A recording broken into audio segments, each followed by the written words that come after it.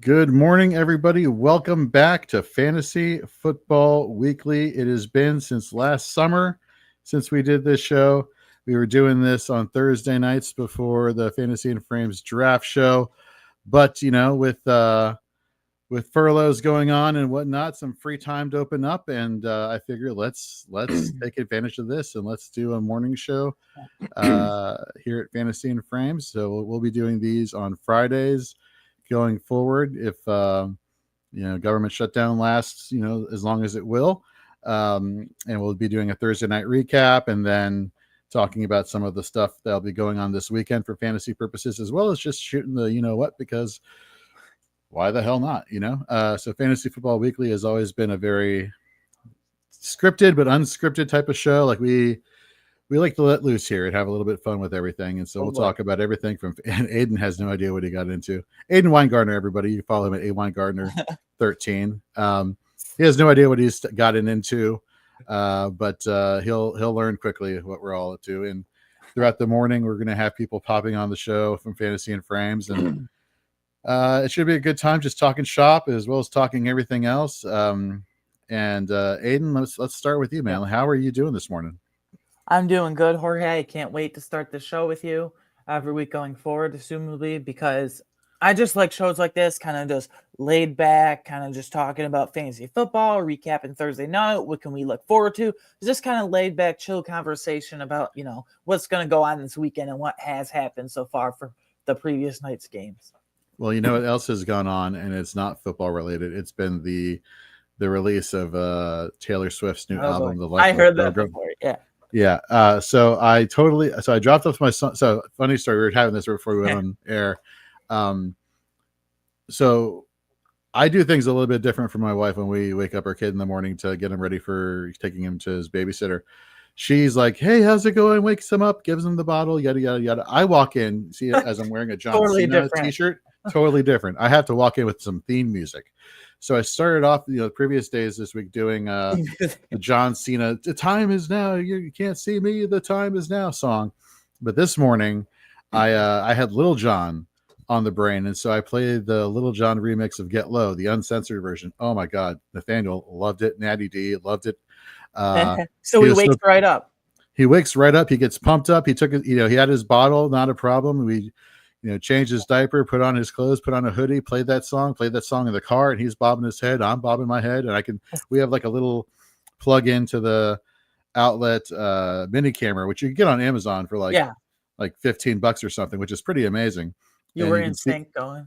Yeah. You can see what's going on in the backseat with your kid when they're in their car seat. And so I'm just seeing him bob his head, when we're at a traffic light, and I'm just like, all right. And so I was driving around and I needed to get some breakfast before the show. And I was like, holy crap. That's right. Taylor Swift's new album comes out. And I'm not a Swiftie per se. I like music that's catchy that I can bob my head to. Like a lot of these Swifties out there, they're like, oh, you got to listen deeply to the lyrics. And what do they mean? I don't have time for all that. Give me something to bob my head to that I can enjoy. Too much. And And so there's this song on this album called Actually Romantic, where it's very like no doubty in terms of like the vibes with the guitar. It's definitely like a California type song, if you know what I'm talking about, folks. Well, granted that this is a fantasy football show, some of you, if not a majority of you, do not know what I'm talking about, but that's neither here nor there. If you do, kudos to you. So definitely was cranking that up when Aidan, got into the studio this morning, and so definitely caught him off guard listening to some Taylor Swift. I was wondering what that was. I came in and say, "What is that?" That's not Metallica. Rage, rage, rage, anger, anger, anger. Which I have no problem with some rage, rage, rage, anger, anger, anger. But fantasy managers who had Ricky Pearsall and Jawan Jennings, they had some rage, rage, rage, anger, anger, anger the day before when they announced that not only they would be out, but Purdy would be out. The 49ers were missing Kittle, and all they had to rely on was CMC and Mac Jones, and apparently Kendrick and Jake Tongs, and then Kendrick Bourne, who I don't know if you saw the Sleeper NFL Twitter account, but they tweeted, they said, "Oh my God, it's Kendrick Bourne." and they were referencing the Bourne trilogy with Jason Bourne. Like, oh my God, it's Jason Bourne. Yeah. Do you remember the Bourne trilogy, Aidan? I know you're on the youngerish side, but I'm on the olderish side. But do you remember those movies? So I know exactly what it is. I've just not gotten around to watching any of them. It's a typical, is it the X generation you all are? Whatever the Gen Z. Gen Z, thank you. Typical Gen Z response. Yeah, I'll appease this old person by saying, like, I've heard of them, but I just I do know what it is, actually. Okay. Oh, okay. All right. Well, well, we got some people in the chat. We got Moggs in the chat, always supporting us here at Fantasy and Frames. So, oh shoot, an early edition. Glad to be here for it. Let's see here. We got him saying, who? Mac Jones. So back in the day, and I want to say it's in the 2000s, so early 2000s, so really before your time, they did this like direct TV commercial where it had Phillip Rivers on it, and they were I know, right? We're taking it real back. And they had LL Cool J on it also, who's a musician, in case you didn't know who that was there, Aidan. I know that. Yeah. And he was talking about, like, when Phillip Rivers has his thing, he has his beverage of choice, he really goes from Phillip Rivers to Phillip Rivers, emphasizing the Phillip Rivers point, trying to get across. He goes off for, football purposes. Yeah. And Mac Jones, went all Mac Jones last night, which nobody saw coming. If you said you saw it coming, get the heck out of here. Poke Varsity, we see you with your question. We'll get to that in 1 second. But we'll get into Jones, we'll get into Stafford, we'll get into Kyron, we'll get into CMC. I mean, we'll get into a lot of things. Then we're going to cover, some of the games this weekend, depending on if we have enough time to get through all of them. And yeah, folks, we're here to answer your questions. We're here to shoot, and have a good time. Let's get to Poke Varsity, but then, and after that, we'll do some letting the people know where they can find all of our work here at Fantasy Frames. So let's get to his question here over in the YouTube chat, which if you're on YouTube, please hit that subscribe button and notification bell so you're notified when Fantasy and Frames pumps out content, from shorts to podcast episodes to, we have polls and questions over on our YouTube channel. Everything on Facebook. Give us a follow there, on TikTok, on obviously here on Twitter, for those of you who are watching here on Twitter /X. Give us a follow. For those who are following on all our platforms, thank you very much. But let's get into this question here, and then we'll talk about Fantasy and Frames some more. Poke Varsity, welcome back. He says he needs a wide receiver 2 and a flex: Sutton, Myers, Ladd, Waddle, Addison. So for me, my immediate wide receiver 2 here out of this group is, believe it or not, it's Jordan Addison. We saw him come back last week from suspension, and he only put up 100 yards receiving. So, and we saw the yards after the catch prowess that he had. We'll get the Moggs' comment in the chat. That's funny. So for me, it'd be Jordan Addison here. Ladd McConkey, I wish that could be the automatic go for me, but I mean, Keenan Allen and QJ have really taken over that wide receiver core there, and so I'm not too comfortable there. So it's really the Sutton and Myers show, unless you're thinking because of Tyreek Hill injury, Waddle could be the flex here for you. So if I had to pick one, man, that's such a great question. I'm gonna go Waddle. I like the matchup versus Carolina. I'm not scared off by the Carolina defenders. What about you here, Aidan? So I want to see like the Tua Waddle connection without Tyreek Hill, and see if that offense can even move the ball to get end zone opportunities before I do anything. So I agree with you. I agree with you with the first one, but then the second one, I'd go to actually Sutton and Addison. I don't love any of these matchups, but if I had to choose, I'd go Addison and Sutton. So my only concern with Sutton is Quinyon Mitchell, and I saw that there was a tweet like they're saying like back-to-back weeks Quinyon Mitchell versus Devontae Adams versus, I forget who the wide receiver was, it was Emeka Egbuka, and back-to-back weeks, like he's only allowed like under 100 yards combined to those wide receivers, and has the closest separation, closest proximity to the wide receiver, those times. So I guess I'm a little bit concerned for Sutton there, but I mean, Bonex, that's his guy, right? So the volume should be there. If you need an upside play, like ceiling points, you go Waddle. If you want a for sure thing, I think you go Sutton. There you go. All right, PokeVarsity, thank you very much for the question, and good morning to you wherever you're hailing from. Maybe it's afternoon. I have no idea, but we have the people around the world. We got people from the UK watching. We got people from Serbia watching. Shout out Serbia. Let's see here. Mog says, "Who? Mike Jones? Who? Mike Jones reference? I like it. That's very good." Moggs goes on to say he stashed Mac Jones in a league where he was in when he was in Jacksonville. Excuse me. Patience is and may still play off. I'm suspect that he may get a contract as a bridge somewhere else next year. True. Possible. It's very possible. But we'll get into Mac Jones a little bit later. Aidan, though, I want them to pull a Roman Reigns with you, and I want them to acknowledge you and all the hard work here you do at Fantasy and Frame. So maybe tell us a little bit about yourself for those who are new to seeing you on screen as we do our shows, late at night on Wednesdays for the most part. Tell them a little bit about yourself and what you got going on here at Fantasy and Frames, and plug any work that you've been doing. Yeah, so obviously you mentioned at the top, it's also on screen at the bottom right there in the corner. You can follow me on Twitter /X at @AWeingartner13. And if you want to check out my podcast work, we do once a month, myself, Jorge, and JT with Dynasty 365, the first Wednesday of every month, kind of a monthly check-in with risers and fallers. And I occasionally fill in on fourth and frames for fill-in purposes if the main crew, any of them are out. So I look forward to that when I get that opportunity. But most importantly, you can follow my written work. A lot of data points and heart, if you will, is poured into that over at fantasyandframes.com. Fantasy waiver wire article every Monday. I go through the best targets at QB, running back, wide receiver, and tight end. And I also throw in 2 or 3, so a couple or a few defenses to stream every single week. So yeah, I really have fun with that. That's probably my best and most favorite work I do here at Fantasy and Frames. So go check out fantasyandframes.com for the weekly column there. Yeah, seriously, folks. Ever since Aidan joined us back in March, like as soon as free agency hit, he's messaging me. He's like, "Can I do an article about this? Can I do an article about that? Can I get an article about this?" And like literally, like every free agent, he was just like the day of cranking out all these articles. So he's a hard worker. Yeah. He's a hard worker. He does a lot of great things here, and I think it's going to be a very valuable asset to a lot of you here in the fantasy football community. So if you're not following him, follow him now. And check out his work over at fantasyandframes.com. And we can also check out your rankings at fantasyandframes.com, which our rankings should be up later this morning.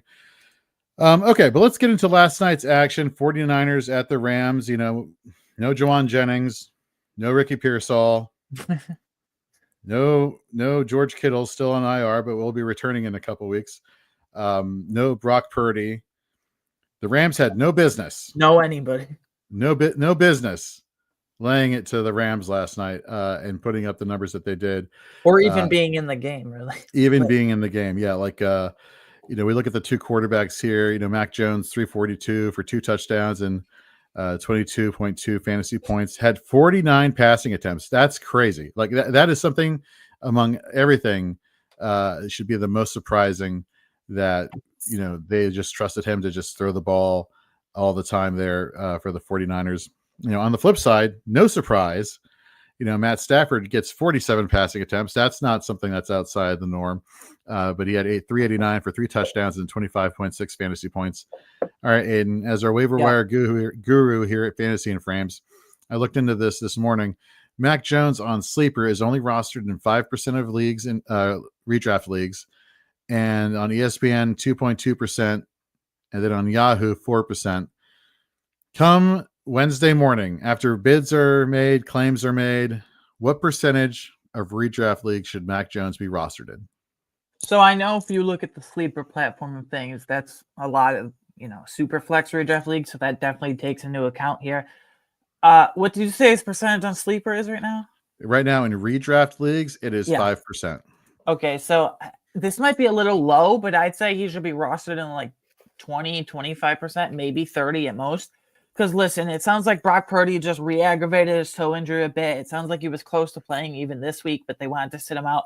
They have 10 more days. I assume Kittle will be back off IR. I assume Pearsall and Jennings will be fine. But if they're not, I don't know if this whole Mac Jones and Demarcus Robinson, and especially Mac Jones and Kendrick Bourne connection can kind of like sustain. So I don't know the upside there. They might just want to ride McCaffrey as he was the offense last night, and he is going to be the offense. So I'll go 25 to 30% at most, 30% there on sleeper, mainly specifically just because I don't know how much these subpar weapons connection can sustain with Mac Jones in them.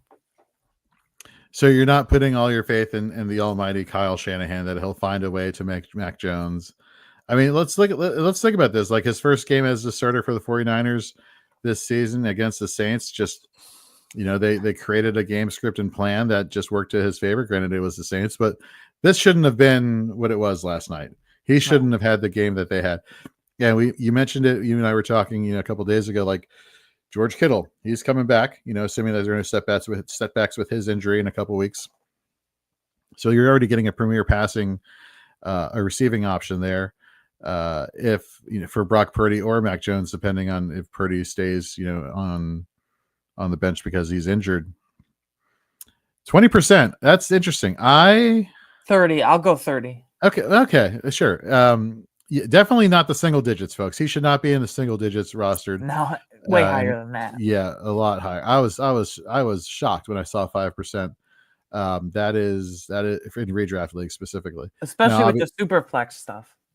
Oh yeah, with super flex taking over if not has taken over many leagues, like that should not be allowed. In Dynasty, if you are a team that is missing, QB2, what would you try and go get Mac Jones knowing that Brock Purdy could be back, or are you in on this and you think that there's something more that's going on here and you're believing that their injury is more severe than they're letting on there for Brock Purdy and Mac Jones could be the answer for you going forward? Which side of the coin are you thinking about that in terms of like what you want to do with him or try to go get him? Yeah, so they have 10 days until their next games. They basically have the mini bye, virtually the mini bye, because they played on Thursday night last night. So I expect Brock Purdy to be back. It's just a re-aggravated toe. Like, I don't know how that works, but I expect him to be back.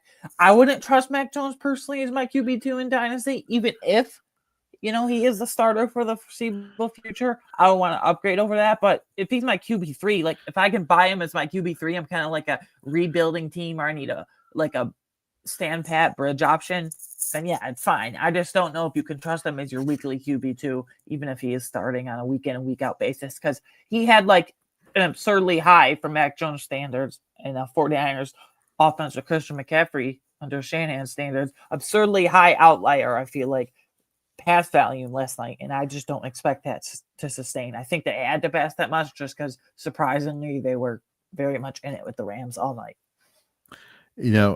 So Drew Scott, who, if you're not watching him and listening to him on our podcast called Fourth and Frames, our flagship podcast here at Fantasy and Frames, which you can catch live streaming on Wednesdays at 10 p.m. Eastern. He also does a wide receiver cornerback article over at Fantasy Alarm at Drew3MR. Definitely give him a follow. For sure. Huge Rams fan, right? And as soon as the 49ers went up, he saw it. He was stressed out. Very.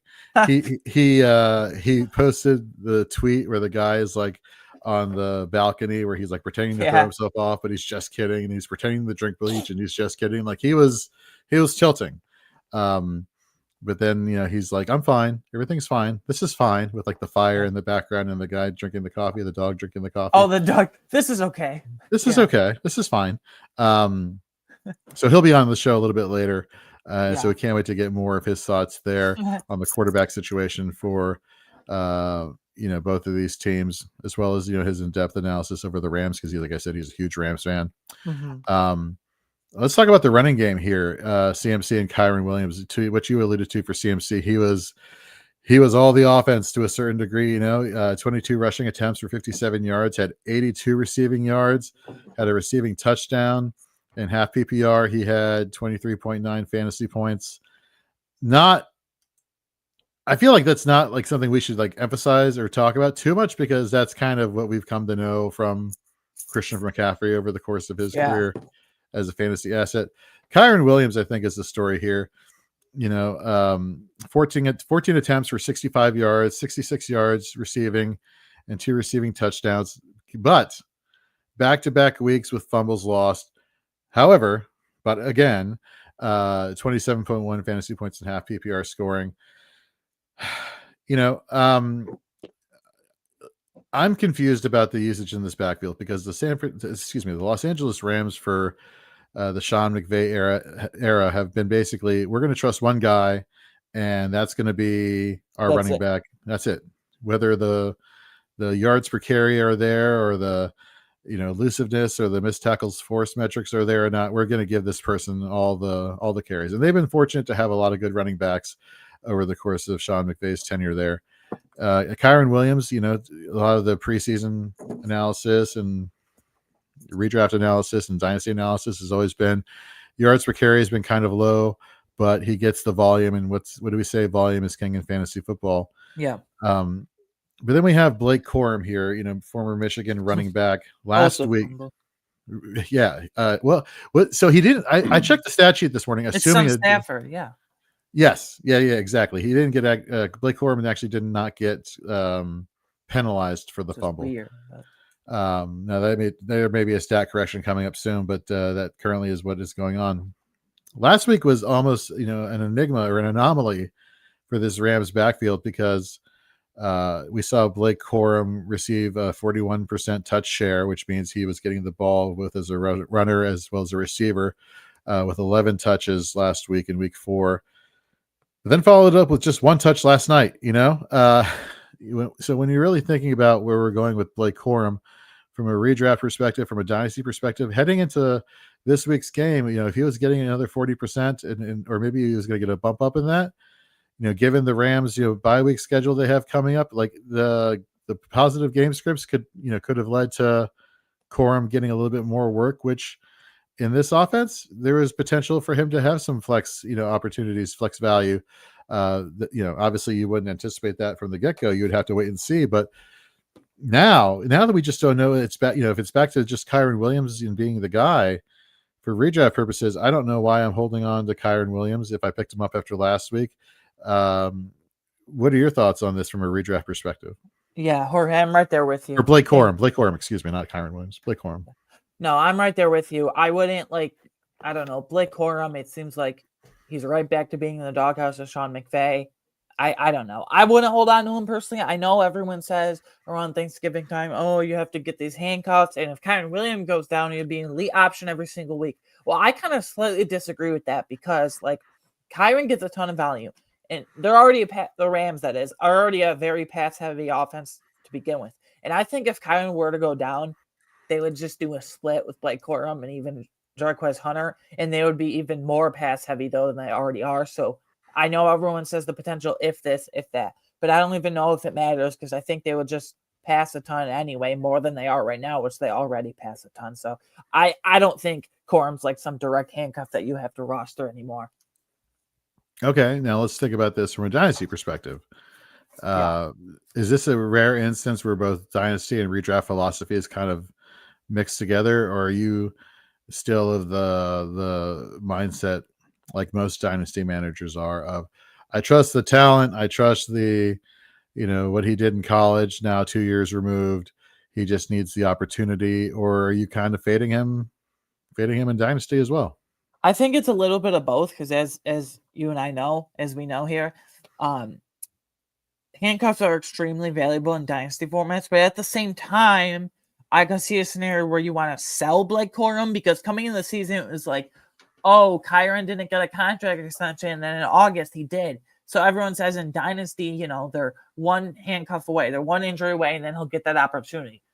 But especially in dynasty with Kyren there for the next 3 or 4 years, whatever it was with the extension, I don't think he'll ever get that opportunity as the lead back. I think he'll get carries here and there, but that's obviously not what you want with contingent upside in dynasty. If someone still believes in the talent in Michigan and the glimpses we've seen so far this year, then I think you could sell him, but I'm not extremely confident about it right now. Now, would you be is your first, for those who want some edge into like dynasty thought processes here with this Rams backfield, like the first person you're going to is the Kyren Williams manager trying to see what you can get for him. If probably not after this week. You probably should have done it after last week with the 41% touch share. If that happens again, though, and we see some more consistency in that, like that's the first person I'm definitely going to try and get some picks there, or maybe leverage that into a flex asset in terms of a player. Let's get to the receiving aspects. Let's talk about like the two biggest players, on the field for this the Rams. I don't think Kendrick Bourne and Demarcus Robinson are people that we need to concern ourselves with at this moment. They did great, they filled in great, but we don't anticipate Jennings and Pearsall to be out for the long term. There's been no indication that could be a thing. The only person for the 49ers who is of deep concern is Brandon Ayuk, to which John I don't expect him to be this year at all. I agree with you 100%. The way John Lynch said, he's not even close last week. I think he said it or the beginning of the week this week, not even close to returning. That should tell you all you need to know. But let's go to Puka Nacua. Let's go to Devontae Adams. And shocking. They both got double-digit fantasy points. If you had half PPR, if you had full PPR, you were really liking it. They got double-digit targets. Last night, they both gained 80-plus receiving yards. But, one of the things we were talking about as far as Devontae Adams is this guy could be a really good, valuable flex play, really good value in your drafts at wide receiver. I mean, he's good, right? I mean, we trust Devontae Adams. Like, he's good, but, like, there's something off this year. And so I wanted to comb through some of the numbers and see what's going on. And, Puka Nacua is averaging, high teens or low 20s. Absurd number of points per game. Devontae Adams is only averaging in like low double digits. And so I was looking into what exactly is going on. And the biggest thing here I'm seeing is just the reception percentage of like who's catching a majority of these passes. Puka Nacua on the season has a reception percentage of 83.9%. Guess where Devontae Adams is? And don't cheat and look on the show sheet where I wrote it down. Guess where you think? Oh, okay. Where do you think it is? Way lower. That's cheating. Come on, give me a number, and I can tell you you're wrong. Probably like 50 something. Not even, but close. 47.8%. He's literally catching less than half of his passes this year. Whether that's because he's facing difficult matchups at corner or whatnot, that's something that we just haven't expected from Devontae Adams. But we're talking about like a 31 going on 32-year-old wide receiver. Like, how much did we really expect the elite, almighty Devontae Adams to be the elite almighty Devontae Adams for? So that is a little bit concerning. If I'm in, again, we're entering the bye weeks right now, and man, let me ask you a question. If you could trade Devontae Adams for Cortland Sutton and somebody else, like some wide receiver 3 or flex, if that was available to you, would you make that move? Conversely, if you were the Devontae Adams manager and somebody offered you that package, would you give up Adams for that? I know you probably disagree, but I'd keep Adams just because it's such a pass-happy offense. And their running game, like Kyron's, he gets value, but he's not been overly efficient. His value has surprisingly come in the receiving game, so that caters to the high volume pass contact. So I'd probably keep Adams because these are Puka Nacua is the wide receiver 1 on a weekly basis, should be ranked that way. And then Adams is like a top 15, 18 receiver, like mid-tier wide receiver 2. So I'd keep Adams personally. I know you might not agree, but I'd personally keep Adams. No, I think you're right. The pass heavy nature of this offense definitely is the plus. That's the plus right here, right? The issue here is, can it get better if this running game starts to falter? And you look at just to a degree, like the fumbles are a thing, and just I don't know. I think you're right with the passing volume being what it is. Things should pick up in pace for the Rams, even more so in Devontae Adams. As long as he's getting the double digit or getting on average close to double digit targets a game, like that's you don't find that off the waiver wire, and you rarely find that in trades. And so the fact that they can consistently get these guys close to double digit targets, they like follow the volume, in my opinion. And it sounds like in yours as well. We got Michael Price over here in YouTube, which, by the way, people, whatever we're talking about, You want to chime in, give us your thoughts and opinions? Yeah, tell us Uh, what you think. Tell us what you think. Hop over to the YouTube channel at Fantasy and Frames, or if you're on X or you're on Facebook, those are the three resources that you can get to ask us questions while we're on air. Please do so. And if we're not on air anymore and you still have questions, leave them. We'll get to them. We'll answer them, wherever you're at. So, all right, Michael, thanks for tuning into the show this morning. He said he traded Judkins and Pickens for Barkley and Mike Evans. He's 4-0 in a 12-team half PPR league with Josh Allen, Amon-Ra, I'm assuming he's meaning Jalen Warren and Breece Hall as his core running backs. What are your thoughts here?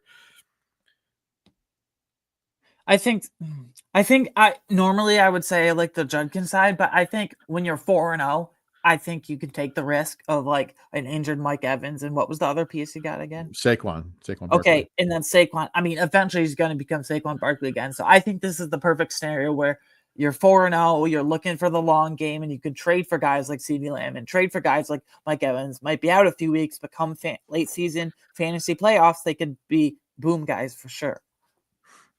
My question here is all about, whenever I think about trades, I always think about like, what are my expectations for the players that I'm getting? Yeah. And so like, what are the long-term, what are the short-term expectations? We look at Saquon Barkley and half PPR scoring to this point, is the RB 14 with 13.9 points per game. Quinshawn Judkins, right now is the RB 12 and half PPR with 14.7. So in terms of what you're getting in terms of performance on the field, which is, I think that is sometimes a smart way to play it, because I think we get all swept away by name value and we really have to start thinking about productivity in terms of these players. That being the case, that if Eagles want to run the ball a lot, we don't know what's going on with the offense this week for the Browns, given the change at the quarterback position. Yeah. I do like, if anything that I'm concerned about this for is the loss of Pickens, because, just dude is a baller. Like, this guy only is target there. Yeah. Even when CD does come back, I still think he's going to be heavily emphasized as well. But to your point, having the injured Mike Evans there with Barkley, like, I'm glad you said you're 4-0, and I do like the core that you have there. Jalen Warren has been a very big surprise, although he was injured last week, and we saw Kenneth Gainwell come in and do his thing. But if Warren comes back and he is consistently the RB1 for that team, I like Barkley. Breece Hall. You want to talk about disappointments? That's been a huge disappointment. Although I like Breece Hall as a buy low though. For both redraft and dynasty, or just redraft in this situation? Not dynasty, because he's probably going to leave the Jets after this season. Who knows? But for redraft right now, yeah, because there's because Justin Fields with his rushing upside, it provides so many goal line opportunities for Breece Hall, especially with Braylon Allen out. No, it's a very good point. It's a very good point. So all in all, I think the consensus here is like the trade. But again, think about what your expectations are. If you're wanting, top 12 upside for these players, like you may be on the lower end of that as things currently are. And you're kind of hoping that things do pick up pace, like to what Aidan was referring to. But like you said, like you're 4-0, you're in a good spot. If you keep racking up wins, you're going to be making the playoffs, and then you'll have Mike Evans back. Yeah, Mike Evans back, and the Eagles are going to be fighting to get that very first back-to-back division win that no NFC East team has done, I think, this century. As you would know. Was that an old joke? Were you throwing an old joke my way? Is that geez? No, I'm just saying, as a Commanders fan, the division. So no, I think that was a joke at my age, but I don't. It's fine. I totally won't get any retribution on that later. All right. So let's get into some IDP nuggets for all you IDP fantasy football junkies out there. Yeah. Byron Young for the Rams has been playing lights out. Like, literally, he gets a sack every week. Every single week. The guy is fantastic. He has a good tackle floor. He had a sack last night. He had 6 tackles, 3 quarterback hits. Using Fantasy Pros IDP scoring, he got you 9.5 points. While fellow teammate Jared Verse, while he didn't get you a sack, got 6 total tackles, got a tackle for a loss, got 5 quarterback hits, tallied 10 fantasy points. there in Fantasy Pros IDP scoring. It's been a long time since we've had a pass rushing duo for IDP purposes being people that we should definitely go out and try to acquire, especially for those in all IDP leagues. That might be harder to do, but in leagues where you do IDP with offense, this is where you have to start thinking, where do I find comparable value with my offensive player to an IDP player? I look at productivity. I look at the consistency. If I'm going after a defensive lineman and I want to facilitate a trade for a defensive lineman in IDP, I don't want somebody who just like in the stat box column, sack, tackle. Not 3. sustainable. Yeah. The sacks are not sustainable. It's just like touchdowns on offense. You just can't go by touchdowns. You have to look at, if we're going by touchdowns for the 3-week stretch last year, everybody should have been trying to acquire Nick Westbrook-Akini from the Tennessee Titans. He only got 2 targets and brought one of them down for like a 60. One target, one touchdown. Yeah, kind of similar to that, but like that's not what you're chasing. You're chasing the volume, chasing the target volume, the target share. So one of the things you want to look at from a defensive lineman standpoint is like, who's getting me 4+ tackles, 5+ tackles, who's giving me the elevated floor so that if I do get a sack or a tackle for a loss or a pass deflection, that or a quarterback hit, depending if your leagues use quarterback hits or not, who's giving me the upside on top of the high tackle floor. And both of these guys are giving you elevated upside. So that tells you, okay, I want consistency. I want to trade consistency for consistency. This is where you have to think about, okay, if I'm hurting at defensive lineman, which most people are because they like to punt the position and they want to go linebacker heavy, then go get the defensive lineman and then eventually get the defensive backs, which if you want to hear more about IDP Fantasy Football and IDP Fantasy Football strategy, we have an IDP podcast called Shoot the Gap with myself, with JT, with Gary Davenport, and with Steve Hungarter, aka at IDP Hunter. Just tune in. We'll definitely be giving you a lot of advice from week to week and give you some Dynasty or IDP theory. But if going back to what I was talking about, you definitely want to think about, like, do I give up a high flex, low wide receiver too? And to be honest with you, yeah, you do. That's what you got to do. You want to build up all the different pieces on your roster. Like a Romeo Dobbs type or something. Yeah. I'll give you a great example. So in one league I'm in, my home league, ironically is called the 40 Club League, and most people there are 40, which was not my intention, but it ended. Yeah. I'm playing somebody who had Puka Nacua, and Puka Nacua put up in the league with 25.6 points or something like that. I forget the exact number. But I had linebacker Nate Landman, who Nate Landman went all late Landman last night, put me up 25 points. You know what I mean? So IDPs can definitely help swing the fences. It helps to get a good understanding of both sides of the ball, and it really makes everybody valuable. Getting to Nate Landman, however, had himself a day, 14 total tackles, 3 pass deflections, a tackle for a loss. Fantasy Pros IDP scoring got you 23.5 points. The next highest, linebacker was Fred Warner, 12 tackles, total tackles for 14.3 points.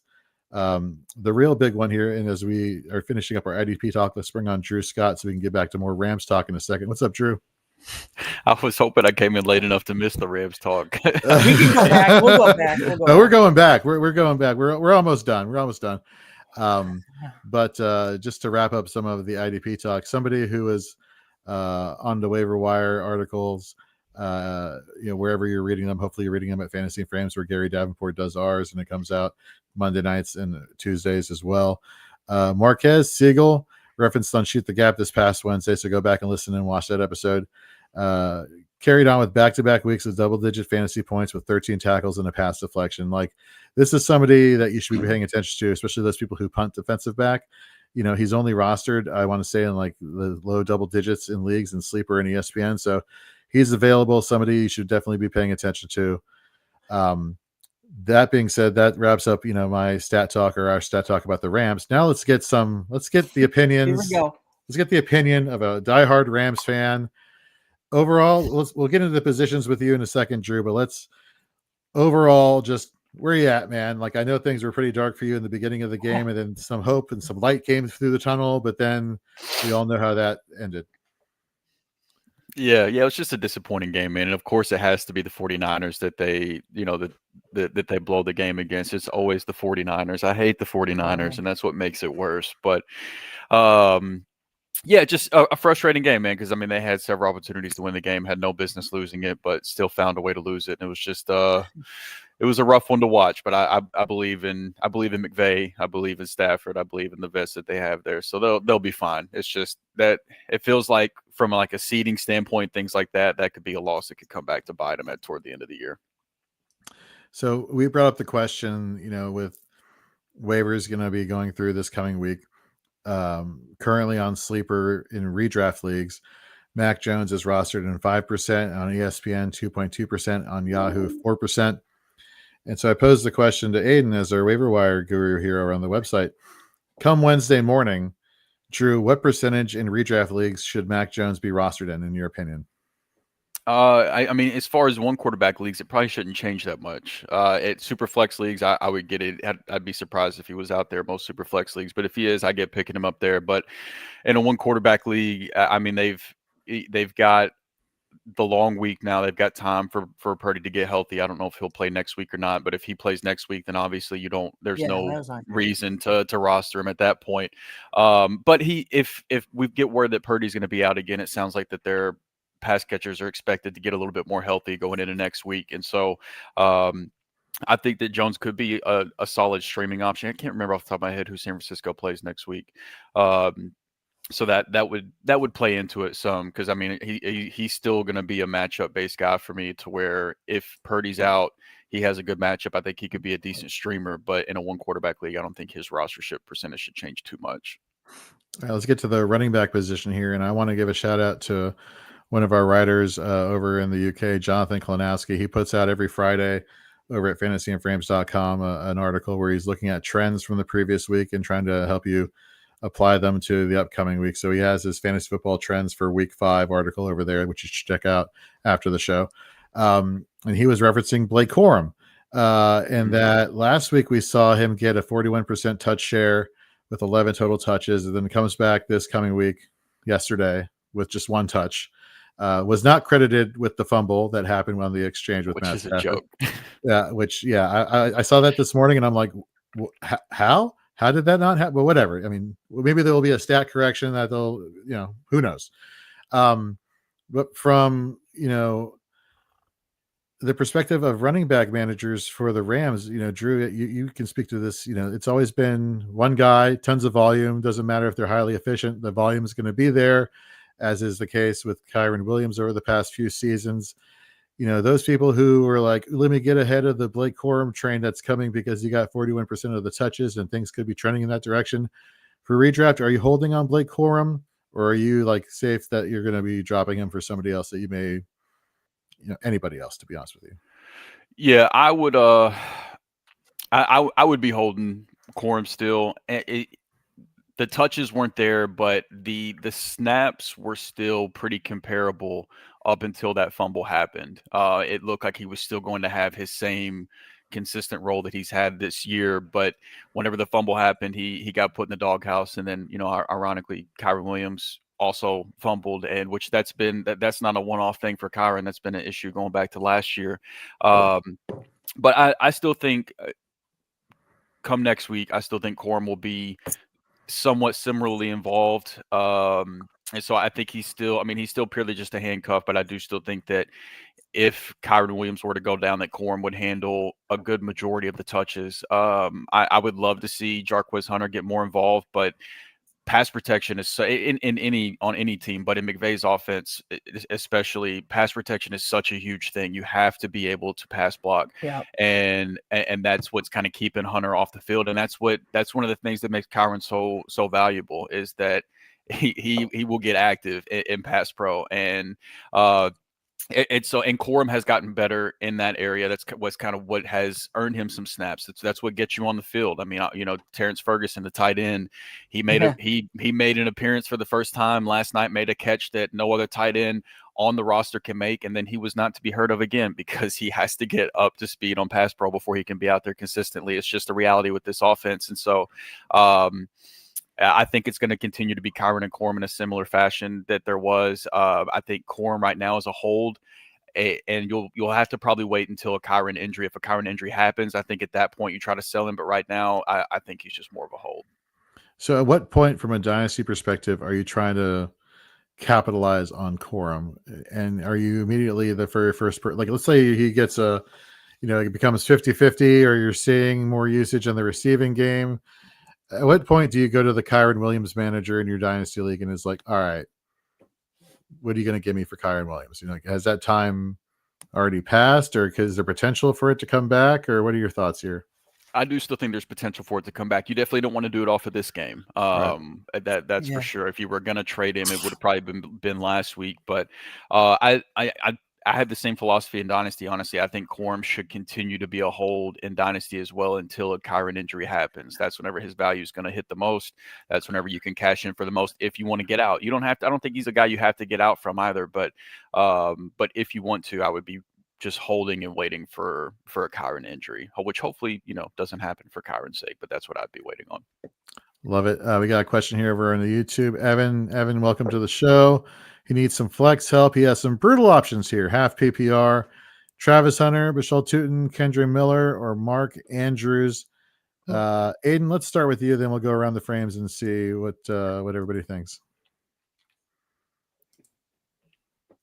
Man, I probably go Kendra Miller just because I think he has the most upside. I think he actually is cutting into that backfield with Camaro from last week, and I don't like to start tight ends in my flex, so I go Kendra Miller. What about you, Drew?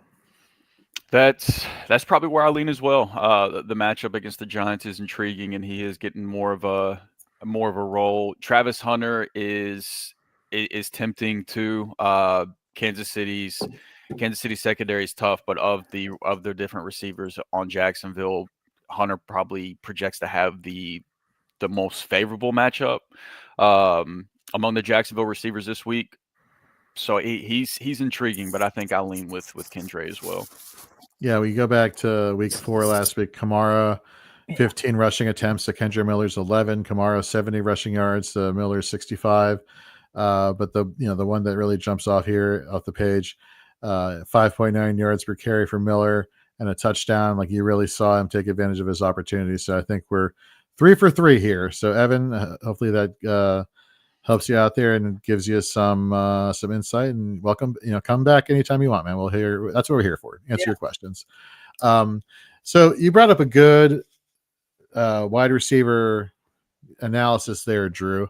I wanted to mention, just for those who are interested in wide receiver cornerback matchups, check out Drew's work over at Fantasy Alarm. It really is top notch there. Appreciate it. And then, of course, you could always catch him on the Fourth and Frames podcast weekly at 10 p.m. Eastern over on our various social media channels. And, of course, on Thursday mornings, you can check out wherever you listen to the podcast, the Fourth and Frames podcast, where you can hear Drew each and every single week. So definitely give him a follow, folks. All right. Well, let's get into some tidbits around the NFL heading into week 5, or finishing off week 5. Aidan, why don't you take us game by game and ask us some questions as far as what we should be talking about? So I put together, before the show quickly, I put together 1 or 2 crucial fantasy nuggets and mainly questions for you guys to answer. So are you ready? Yep, let's do it. Okay, so first, obviously, 9:30 Eastern kickoff in London. We have Vikings-Browns.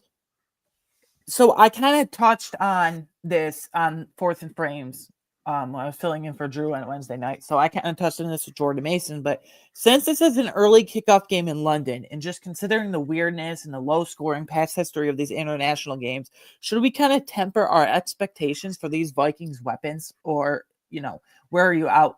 My main question is, should we temper our expectations with these Vikings weapons, considering the past history with these international games and just Carson Wentz as a whole? That includes Jordan Mason and the running backs.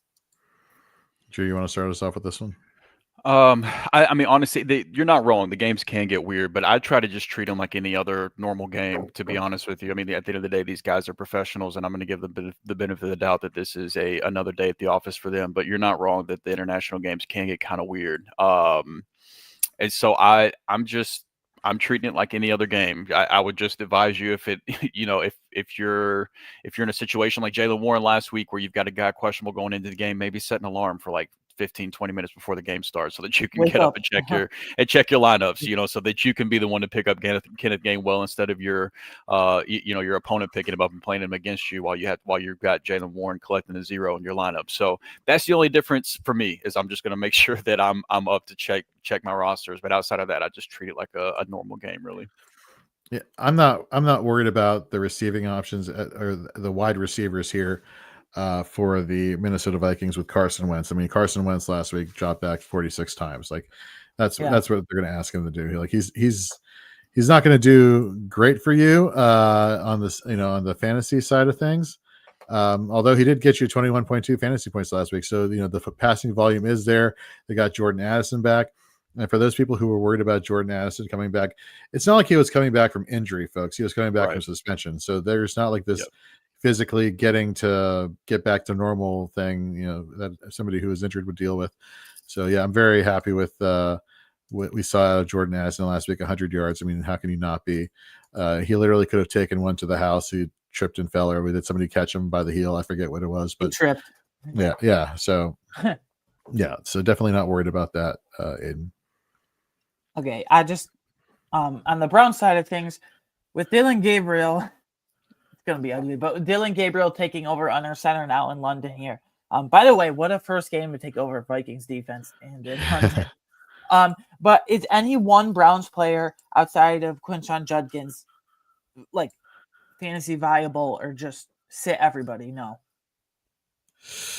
Man, I mean, for the running backs, Dylan Sampson, thank you for your time, but until 1 Judkins, exactly.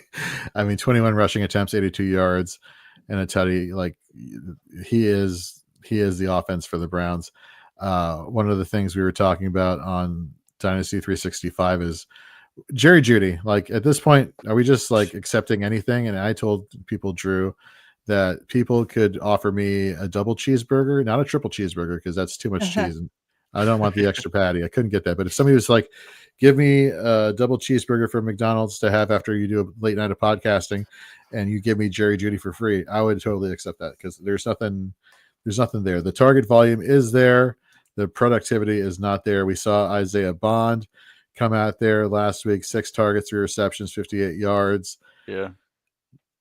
Again, not, whatever. To be honest with you, we look at, what's going on at the tight end position. Not a lot, the target volume for Fannin was high last week, but productivity not. 6 targets, 2 receptions, 33.3% catch percentage. Jeez. What the hell? What happened to the creative play calling that they were like scripting him the ball to get more? Not anymore. Yeah, it's a little weird. So to answer your question, Aidan, no, outside of Judkins, there's nobody I want to. I do. We'll get Michael. We see your question right there. We'll get to you in 1 second. I do want to say this about Dillon Gabriel. I am very curious to see who he locks onto here, and I wouldn't be surprised if it is Fannin or Njoku, and not because of the fact that the narrative that rookie quarterbacks want to target their tight ends because they're a safety blanket, there's some validity to that. One of the things that was the past few seasons prominent about Oregon's offense was these quarterbacks weren't like, YOLO balling it to their wide receivers. It was always the short to intermediate passes and these wide receivers taking it upfield. That's what, the Broncos saw out of Bo Nix. That's why Sean Payton wanted him, because that's Sean Payton's style of offense. Let me get these short to intermediate passes and these guys taking it upfield. So that's why there's some meshing going on. I'm wondering who's going to be that yak monster, if you want to call it that, for the Cleveland Browns. So that's something I don't know if there is one. Exactly. That's the only option I would think about would be a Fannin or an Njoku, given the area of the field where they patrol. So that would be my thought there. All right, Michael, back to you. He says, my apologies, need to clarify. My running back core is Barkley, Brees Hall, ETN, Henderson. Tight end is Tyler Warren. Okay. That makes sense. So he said, Okay, yeah. So then he said, yeah, he traded for Barkley and Mike Evans. So yeah, even if Mike Evans comes back and is not 100%, your core there is pretty good there. So yeah. Yeah. All right, Aidan, what's our next game here? Giants at Saints. Yeah.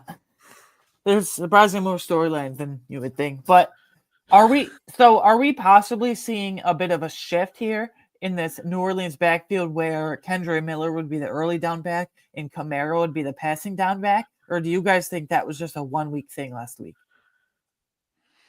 No, I think it's here to stay. I don't know if it's going to be as clear cut as Kendra is going to handle all the early work and Kamara is going to be limited to just passing down work. But I do think it's going to be much more of a split than we've been accustomed to with Kamara. And it'd be one thing if this offense was humming, and we could rely on Kamara still because regardless. But with the offense being as bad as it is and Kamara being in a split, obviously that's a problem. But no, I think that's a trend that we can expect to continue. So I mean, I've still got Kamara as a high end RB2, but it's not the RB1 spot you're used to seeing him on a weekly basis.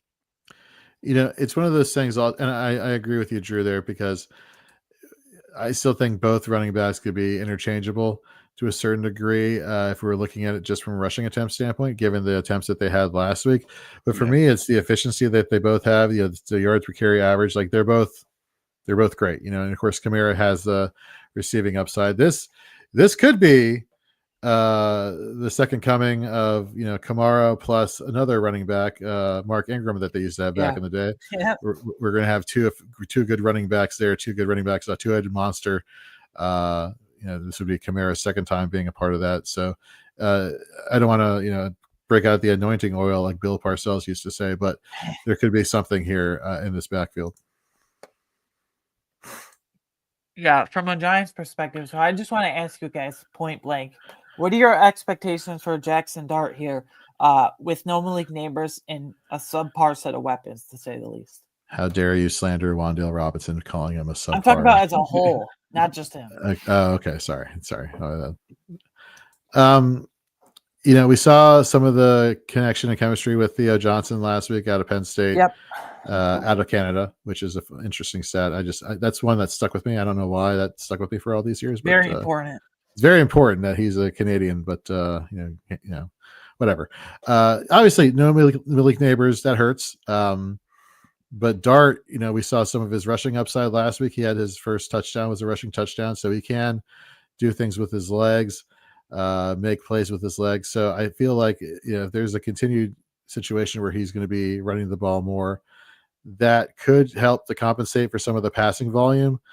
But to what I was saying as far as Wan'Dale, I think Wan'Dale becomes the guy he locks into more in this offense just because of the trusted veteran presence that he brings.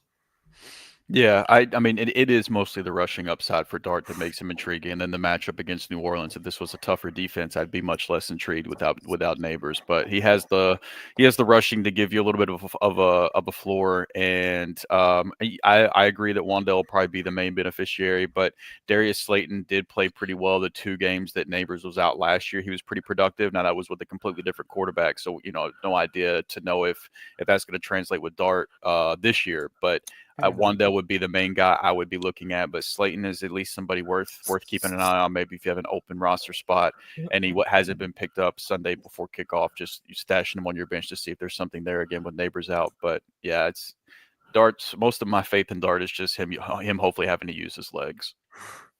Aidan, for time purposes, let's get to a few highlighted games here as I'm highlighting them on the show sheet just to talk about them a little bit more. Let's get into Broncos and Eagles. Okay. So I want to ask Drew a question that's not on the sheet here. Being somebody who likes to look at cornerback matchups here, Quinyon Mitchell has been pretty damn impressive the past couple weeks. I want to say Devonta Adams and Emeka Egbuka combined had less than 100 yards receiving. He allows the lowest amount of separation to wide receivers. Like, are we concerned about Cortland Sutton this week versus the Eagles secondary and Quinyon Mitchell, or is the volume on Sutton's side that we're not too? I mean, we're concerned, but not to the point where we're fading him by any stretch of the imagination.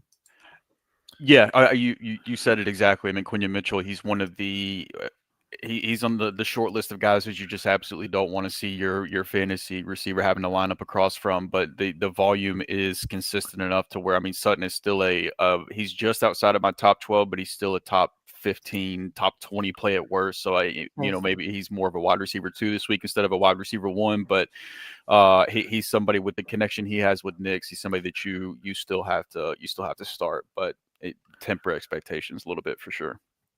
We got a question here from Squid in the chat. He's like, would you play Rico Dowdle with Chuba out if he is declared out, or Cortland Sutton? Man, the Dolphins are just deceived for the running back situation. And we saw that Dowdle started to get more involvement the past week, leading into week 4. So, man, you go for volume or you go for the opportunity and the matchup here? I'm kind of fading Cortland Sutton here. I may roll the dice here with Chuba, given the matchup versus the Dolphins' run defense. This if sounds Chuba great. ends up missing, do you still have as much confidence in just putting Dowdle in his spot? Yeah, because he started to eat into it anyway the last couple of weeks. So I'd go Dowdle.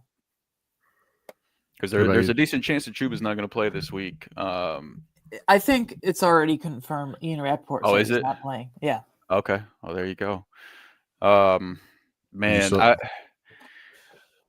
I think if I'm the favorite in my matchup and I need safety, I think I go with Sutton. If I'm looking to make up some ground, maybe you had to play against Puka or somebody on Thursday night, then maybe I go Dowdle. But it's tough. But it's always tough with these plays and fades or these start and sit questions because we need context of like where you're at. But that being the case, depending on what's going on with your skill positions, starting the bye weeks this week, you may not have a choice but to play a Cortland Sutton. And if you're, flexing running back or you have some low tier running backs, then maybe you are playing the matchup with Dowdle. So that's a very good point there.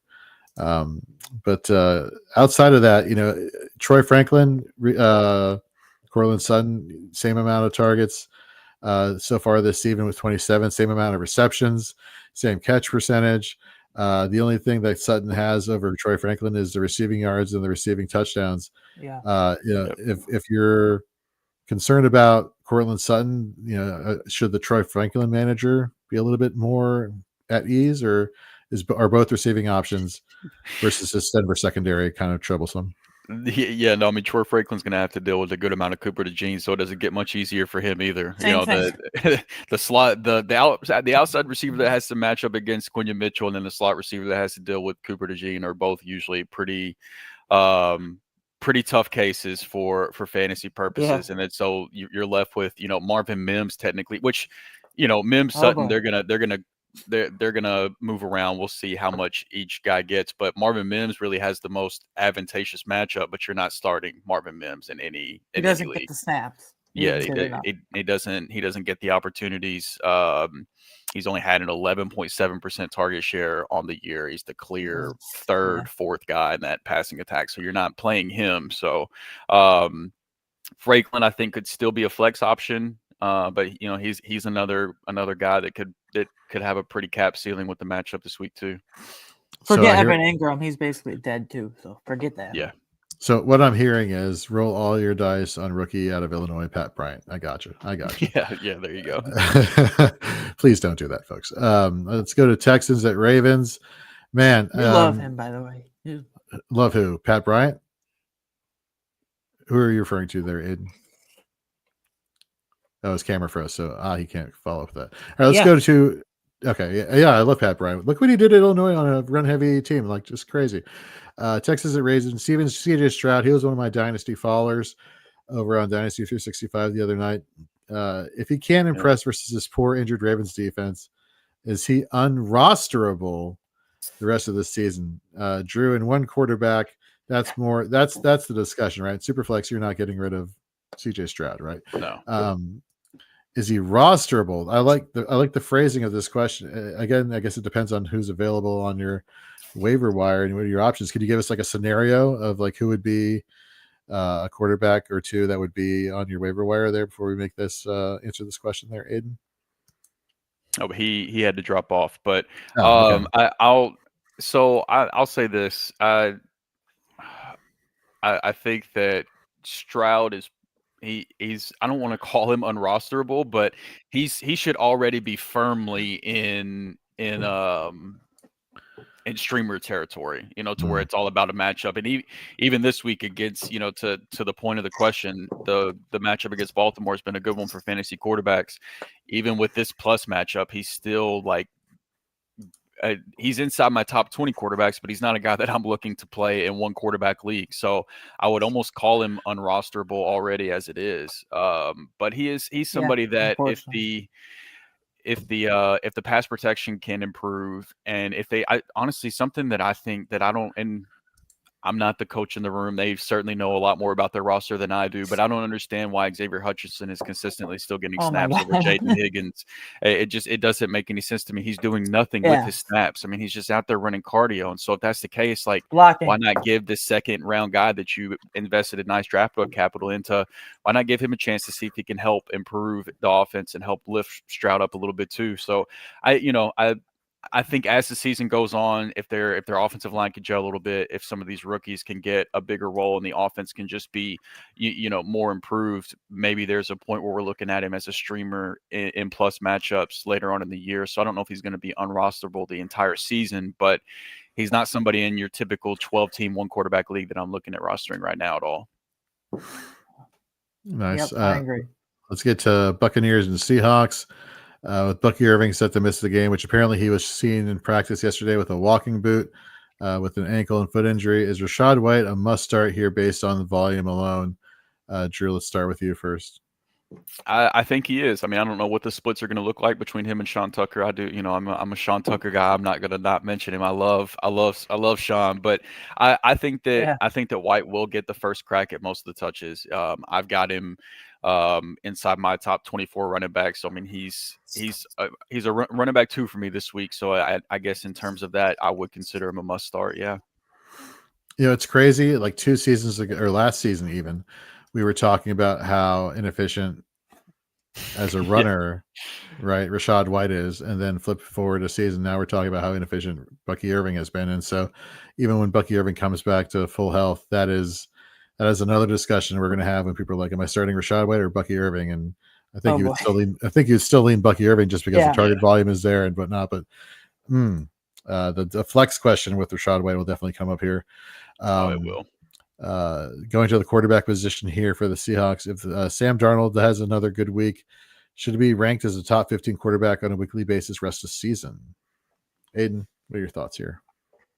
So that's tough because obviously Sam Darnold doesn't have that rushing upside, but he has a target hog in JSN. And when they get to the red zone, they like to use their tight ends and AJ Barner and Elijah Arroyo.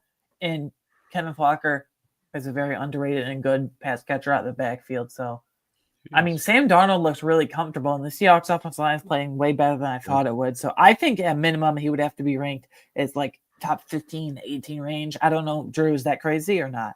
No, I think you're spot on. I think it'll all depend on the matchup. I think whenever Darnold has a plus matchup for the week, he could be right there outside of the top 12. And in the weeks where some of the other streaming quarterbacks have better matchups, he could drop down to quarterback 18, 19, 20. I mean, once you get outside the top, like, I don't know, 12, 13 guys at quarterback, it really just comes down to the matchups. So, I mean, yeah, exactly. Once you get into the streaming territory. So, no, I think you're spot on. In good weeks, I think he'll be right there outside the top 12. And in the tougher weeks, he'll probably be closer to 20-ish. But, yeah, he's a guy that should definitely be on your streaming radar at this point.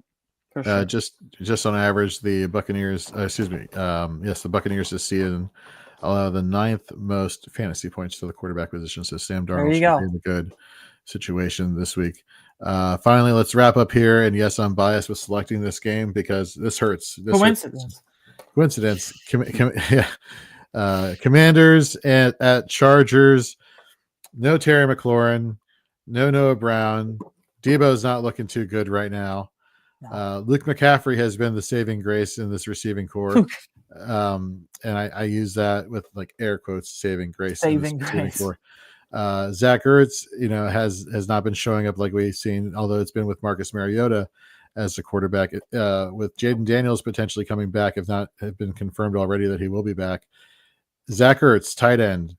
Does he make your top 12 just because like the lack of other options that are there in the receiving game, Aidan, or is that a little bit too rich for your blood? So inside the top 12, I don't have him there. I believe I have him at like 14 or 15. So he's borderline. I don't think he's like must start top 12, but if you need a streaming tight end, I'm fine with it. What about you, Drew? I've got him at tight end 10 this week. He's a top 12 guy for me. Somebody that I'm starting in a typical 12-team league. Yeah.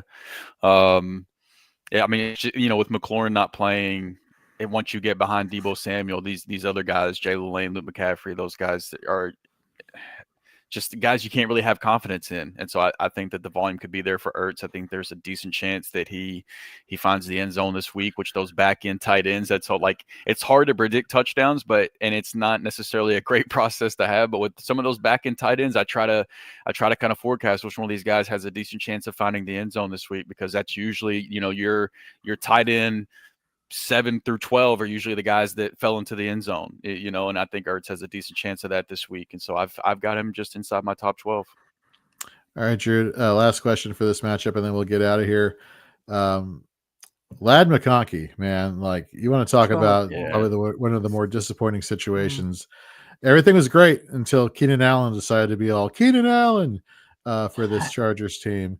And then QJ decided to all of a sudden, finally wake up. The scheming for this offense finally are utilizing him in ways that he's not just, doing go routes. He can do other things across the field, and they can utilize some of his more vertical running attacking type of route tree.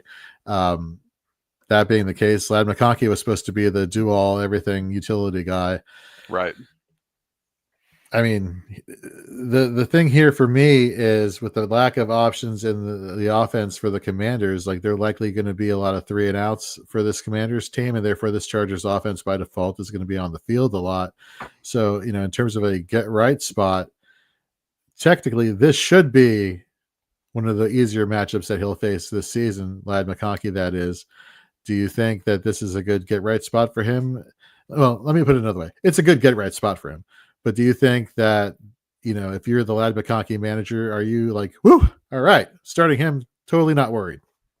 I do think you should start him this week. I've got him just, I think, wide receiver 25, 26, something like that. I mean, he's the lowest ranked of the 3 Chargers receivers. They're all borderline top 24 receivers for me this week. But Datarama, a great follow over on Twitter at FF Datarama, whatever. But he pointed this out. He got this from Fantasy Points Data Suite, that the Commanders versus the slot, they're last in yards per attempt, they're 29th in yards per game, and they're 30th in completion rate to receivers that line up in the slot. And so if there's ever been a moment for a get right game, I think it's here for Lad. So I do think you should be starting him as a wide receiver 2, ideally more of a flex or a wide receiver 3. But if you have to, because of bye weeks and injuries, if you have to play him at wide receiver 2 this week, I think that this is his best setup to get right. And I've been kind of like, hey, you should buy the dip, Lad. We shouldn't be too concerned. Things are going to be fine for Lad.